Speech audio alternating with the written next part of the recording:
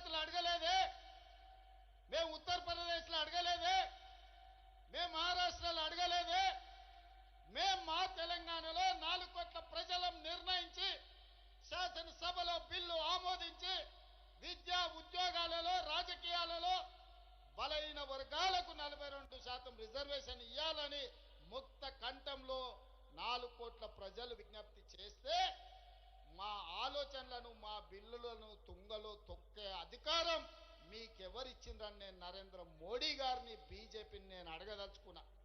ఇవాళ నరేంద్ర మోడీ గారు మన బద్ధ శత్రు, మన బలైన వర్గాలకు న్యాయం చెయ్యాలన్న ఆలోచన ఆయనకు లేదు.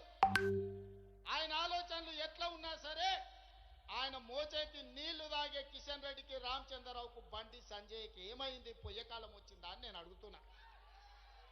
మళ్ళా రా మీరు తెలంగాణకు, మళ్ళీ అడగరా ఓట్లు తెలంగాణలో బలైన వర్గాలకు, మళ్ళా రా దళిత కాలనీలకు, మళ్ళా కలవరా ఆదివాసీలను. తెలంగాణ రాష్ట్ర ప్రజలతో మీ అవసరం తీరిపోయిందా? మీ బంధం తెగిపోయిందా? పేరు బంధం తెగిపోయిన తెలంగాణ రాష్ట్ర సమితి మీ పేగు బంధం కూడా తెలంగాణతో తెగిపోయిందా? మీరెందుకు మోడీతో అంటగాగుతున్నారు? ఇవాళ ఈ ధర్నాకు మీరెందుకు రాలేదు అని నేను బీఆర్ఎస్ వాళ్ళని అడుగుతున్నా. బీజేపీ వాళ్ళు నరేంద్ర మోడీ గారి మోచేతి నీళ్లు తాగొచ్చు, మరి బీఆర్ఎస్ వాళ్ళు మోడీ గారి చెప్పులు మోసి బతుకుతున్నారా?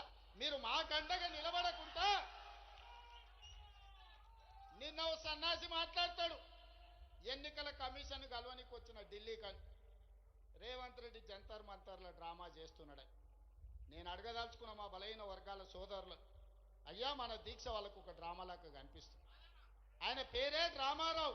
డ్రామా నీ ఇంట్లో ఉంది, నీ ఒంట్లో ఉంది, నీ రక్తంలో ఉంది, నీ పేరులో ఉంది, మీ మొత్తం కుటుంబమే డ్రామాలేసి బతికే కుటుంబం మీది.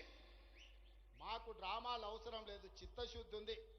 అందుకే ఫిబ్రవరి 4, 2024 నాడు మొదలుపెట్టి ఫిబ్రవరి 4, 2025 నాడు సరిగ్గా 365 రోజుల్లో బలైన వర్గాలకు సంబంధించిన ప్రతిపాదన నుంచి బిల్లు ఆమోదం వరకు సంవత్సరం తిరిగే లోపల చేసి 100 సంవత్సరాల సమస్యకు 1 సంవత్సరంలోనే పరిష్కారం చూపించిన మంత్రులందరి వేదిక మీద ఉంది.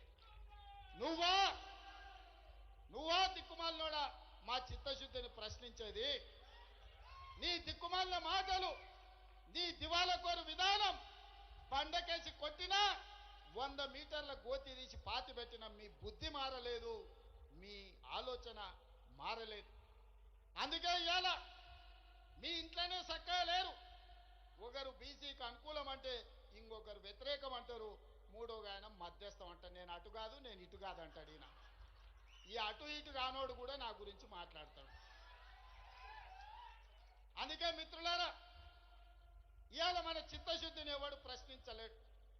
ఇవాళ తెలంగాణ మోడలే దేశానికి రోల్ మోడల్ అయింది.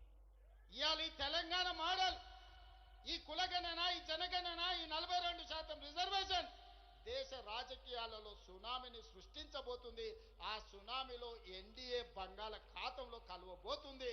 నరేంద్ర మోడీ గారు కుర్చీ దిగబోతున్నారు.